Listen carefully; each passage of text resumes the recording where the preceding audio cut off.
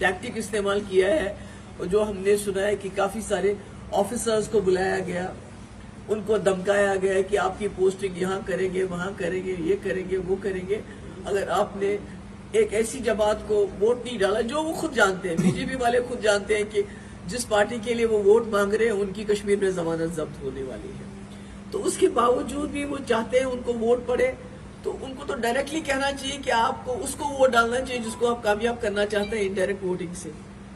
तो मुझे लगता है कहीं ना कहीं दोनों का जो है कहीं जो है वो एक ही पॉलिसी अपनाई हुई है, एक फतवे के जरिए धमकी दे रही है और दूसरी सरकार का इस्तेमाल करके धमकी दे रही है। पर हैविंग सेड दैट, जो मेरे से कल दिन भर डेलीगेशन मिलते रहे, तो लोगों की यहाँ बड़ी मुश्किलात हैं, और जिसमें सबसे बड़ी मुश्किलात है, मेरे पास काफी यंग लोग आए और बहुत ही ज्यादा हाईली एजुकेटेड, जो मैं इमेजिन भी नहीं कर सकती थी कि इतने एजुकेटेड होंगे, डबल MA, MA, M.Ed, उसके बाद नीट, उसके पता नहीं कौन कौन से इम्तिहान पास किए, पर बेरोजगारी है, और 35% से ज्यादा हमारे जम्मू कश्मीर में बेरोजगारी है। तो मैं समझती हूँ इसकी सबसे बड़ी वजह ये है, एक तो इन्होंने कहा था 370 बड़ी रुकावट है, इससे होगा तो पता नहीं क्या होगा, मगर जब से 370 खत्म किया गया, कोई भी मुफ्ती साहब के वक्त में रहबर तालीम की बहुत बड़े स्केल पे रिक्रूटमेंट हुई थी,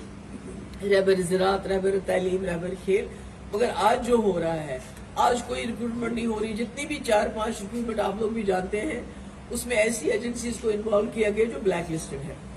उसकी वजह से यहाँ नौजवान जो है बड़ा फ्रस्ट्रेटेड है, कोई उनकी बात नहीं करता है, कोई ये नहीं कहता है कि आपने तो कहा था 370 के बाद बड़े कारखाने खुलेंगे, कारखाने तो नहीं खुले, बल्कि जो रेत बाजरी हमारी है वो भी बाहर के लोगों को दी जा रही है, कॉन्ट्रैक्ट्स बाहर के लोगों को दिए जा रहे हैं। मुफ्ती साहब ने एक सेल्फ हेल्प ग्रुप यहाँ किए थे, जिसमें इंजीनियर्स, पढ़े लिखे लोग थे, जो कॉन्ट्रैक्ट जिनको मिलता था वो भी इस सरकार ने बंद कर दिया। आप चकंदाबाद से ट्रेड होता था वो भी बंद कर दिया। तो कहीं ना कहीं ऐसा लगता है कि जो सरकार है लोगों को देने के बजाय जो मुफ्ती साहब ने अच्छे काम शुरू किए थे उनको बंद करवाना चाहते हैं।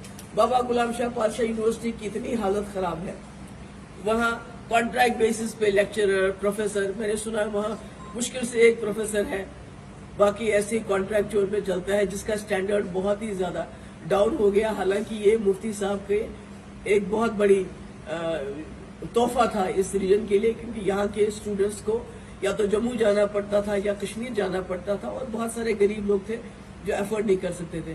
तो ये और भी कई मसले हैं, पर मुझे लगता है सबसे बड़ा जो इस वक्त मुझे यहाँ मुश्किल नजर आ रही है वो ये लोग खौफजदा है। लोग खौफजदा है, बात कोई कहता नहीं है, खुल के कोई बात कहता नहीं है। उनको लगता है हम अगर एक जमात के खिलाफ बोलेंगे तो वो फतवा देंगे, अगर दूसरे के बोलेंगे तो सरकार हमें जो है वो हमें तंग करेगी या हमें कोई नुकसान पहुंचा सकती है।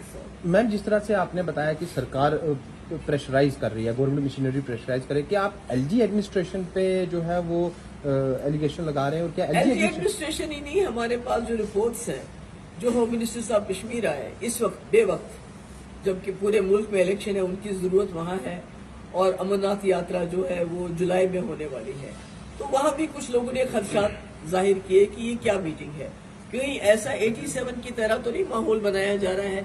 87 में इलेक्शन के दिन रिगिंग हुई थी, यहाँ इलेक्शन से पहले मैनिपुलेशन हो रहा है, क्या हो रहा है? क्योंकि हमने श्रीनगर में देखा जो PDP के डोमिनेटेड एरियाज थे वहाँ पोलिंग बहुत स्लो रखी गई, जो बाकी, क्योंकि मुझे लगता है कहीं ना कहीं PDP से इनको खौफ है, PDP से डर है, क्योंकि PDP लोगों के मुद्दे उठाती है। बाकी मुझे यहाँ भी कई पोलिंग स्टेशंस है जिसके बारे में मुझे तहफ़्फ़ुज़ात है कि वहाँ वो ये नहीं है कि वहाँ PDP को किसी तरह से रोकना है। मुझे नहीं समझ आती है कि ये PDP से इतना खौफजदा क्यों है। तो यही है, मतलब यही मेरी बात। मैम, जिस तरह से हाई वोटर्स टर्नआउट रहा है कश्मीर में, और कल तो रिकॉर्ड तोड़ा गया है जो नॉर्थ कश्मीर की सीट पे वोटिंग हुई, क्या पब्लिक एक मैसेज दे रही है कि हम पार्लियामेंट इलेक्शन में वोट तो डालें, लेकिन हमें चाहत असेंबली इलेक्शंस की है और वो मांग रहे हैं इलेक्शन? सबसे बड़ा जो इसमें पैगाम है, मैसेज है, वो न्यू दिल्ली को ये है कि हम वोट के जरिए आपका जो जुल्म है उसका हिसाब लेना चाहते हैं। क्योंकि आपने देखा बीजेपी ने कोई कैंडिडेट नहीं खड़ा किया, कैसे कैंडिडेट खड़ा करते? उनको मालूम था कि वहाँ लोग कितना खिलाफ है, उनके लोगों में एक गुस्सा है, एक एंगर है, एक एक्सप्रेशन है, बात तो आप कर नहीं सकते, बात करोगे प्रोटेस्ट करोगे तो आपको जेल में डाल देते हैं। तो मुझे लगता है वोट का इस्तेमाल करके लोग अपने गुस्से का एक्सप्रेशन कर रहे हैं कि भाई हम जो आपने हमारे साथ किया वो हमें काबिल कबूल नहीं है। मैम, पीएम की एक स्टेटमेंट आई है कुछ ही दिन पहले जिसमें उन्होंने कहा कि मैंने कहीं पे भी मुस्लिम्स के खिलाफ या माइनॉरिटीज के खिलाफ कोई शब्द इस्तेमाल नहीं किया। आप उसको किस तरह देखते हैं? कुछ भी नहीं कहा उन्होंने। क्या कहा घुसपैठिए हैं मुसलमान। कहा कांग्रेस आपका मंगलसूत्र चुरा के, आपकी बैंस चुरा के मुसलमानों को देगी। कांग्रेस जो है आप मुसलमानों को आपकी रिजर्वेशन चुरा के मुसलमानों को देना चाहती है। तो और क्या कह सकते हैं। अभी आपने शायद कल भी देखा होगा वो जो बुलडोजर बाबा है उनका स्टेटमेंट आपने देखा कि उन्होंने मुसलमानों के बारे में क्या क्या कहा। वो तो उसी पार्टी में है ना। तो मुझे लगता है कि ऐसा प्राइम मिनिस्टर की लेवल पे इस किस्म की बात कहना मुसलमानों के बारे में, फिर कहना कि मैंने मुसलमानों के बारे में कुछ नहीं कहा, मैं कहती हूँ कि after all he is the prime minister of the country. Ma'am, 25 तारीख को इसी सीट पे वोटिंग होने जा रही है और इसी सीट के 2 एरियाज में टारगेट किलिंग्स हुई 3 दिन पहले यूनियन होम मिनिस्टर के विजिट के बाद। डॉक्टर फारूक अब्दुल्ला ने इसमें एक जुडिशियल प्रोब की डिमांड की और उनका ये भी कहना है कि अगर यहाँ की एजेंसीज इन्वेस्टिगेशन नहीं कर सकती तो इंटरनेशनल लेवल की किसी एजेंसी को बुला के इन्वेस्टिगेशन करनी चाहिए। आप बतौर हैसियत एक कंटेस्टिंग कैंडिडेट इस पार्लियामेंट सीट से क्या डिमांड रखेंगे? देखिए, क्या मुझे लगता है बहुत लापरवाही बरती गई। जैसे आपने खुद ही कहा कि अभी होम मिनिस्टर आए थे 2 दिन पहले, उसके बाद इस किस्म की किलिंग्स होना और वही होना जहां इलेक्शन हो रहा है। तो कहीं ना कहीं लापरवाही बरती गई जिसकी वजह से इतना बड़ा नुकसान हो गया। तो कहीं ना कहीं मुझे लगता है सरकार या तो जानबूझ के लापरवाही बरत रही है, ये सोच के कि लोगों में डर खौफ पैदा होगा और कश्मीर में वोट कम पड़ेगा और उनको लगता है कि महबूबा मुफ्ती को किसी भी तरीके से पार्लियामेंट जाने से रोकना है। मैम, आखिरी सवाल कि क्या बीजेपी का जो 400 पार का नारा है उसकी किस हद तक जो है तामील हो पा रही है या वो किस नहीं हद हो तक रही आप है। रियलाइजेशन में देखते अगर हैं? होती तो शायद वो इतनी ऊंचे स्टेटमेंट नहीं देते, मंगलसूत्र पे नहीं पहुंच जाते। वो मंगलसूत्र बड़ा पवित्र चीज होता है। ये नहीं कहते कि आपकी भैंस भी लेके जाएंगे, आपका घर भी लेके जाएंगे, मुसलमानों को दे देंगे। तो मुझे लगता है ये जो इस वक्त उस कश्मीर की बात हो रही है, पाकिस्तान की बात हो रही है, मंगलसूत्र की बात हो रही है, इससे लगता है कि इनकी जो हिंदू मुस्लिम जो इनकी वो एक कम्युनल नैरेटिव था वो चल नहीं रहा है।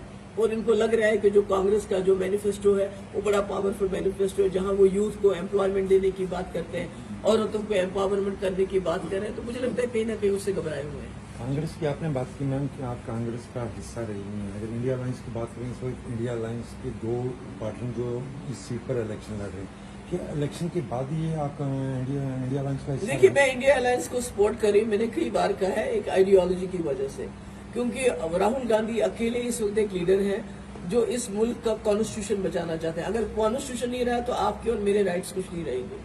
जो शेड्यूल्ड कास्ट है, शेड्यूल्ड ट्राइब है, बाकी ओबीसी है, उनको जो रिजर्वेशन है उसको भी ये खत्म कर देंगे।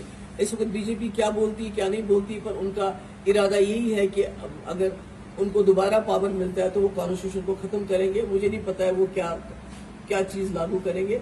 और कॉन्स्टिट्यूशन सबसे ज्यादा इस मुल्क की जरूरत है और इसकी मुल्क की बुनियाद है। Thank you. Okay, thank you.